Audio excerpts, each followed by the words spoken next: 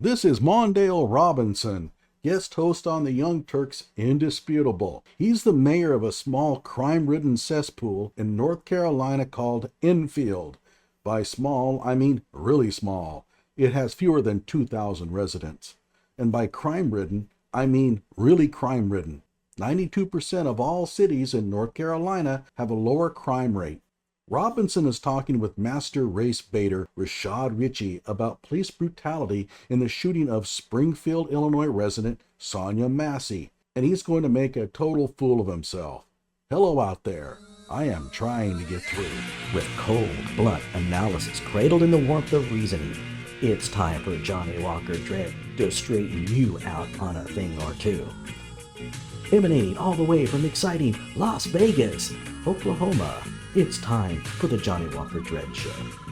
We're obligated to be mindful of what happens in other places like California and LA with their department. And we're also obligated not to forget that this is the police department, or it's in close proximity to the police department that had secret prisons. Notice that he says, this is the same police department.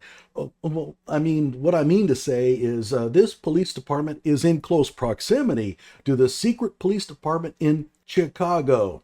You can tell that his first inclination is to lie.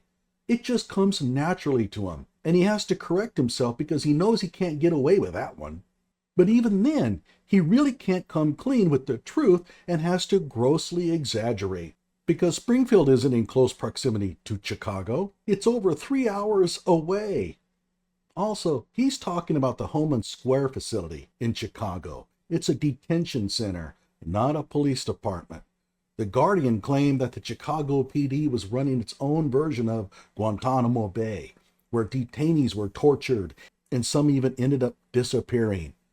Nothing came of it because there was no real evidence that what happened inside the Homan facility was any different than you typically find in any Chicago detention center.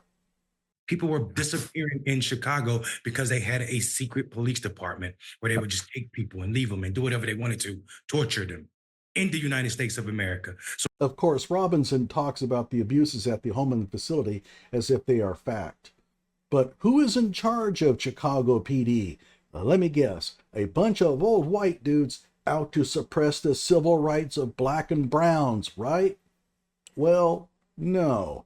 In this website titled Chicago's History Making Top Brass, it states in January 2020, all 3 of the top officers in the Chicago, Illinois Police Department were African Americans. Superintendent David Brown was joined at the top of the department by First Deputy Superintendent Eric Carter and Deputy Superintendent Barbara West. Gee, I wonder if these hirings were a result of DEI. I mean, blacks make up about, 15% of the total population? But all 3 of the top officers are black. I wonder if race was a factor in their hiring. David Brown stepped down a couple of years ago. He's replaced by Larry Snelling. Gee, I wonder if DEI may have played a role in Larry's hiring.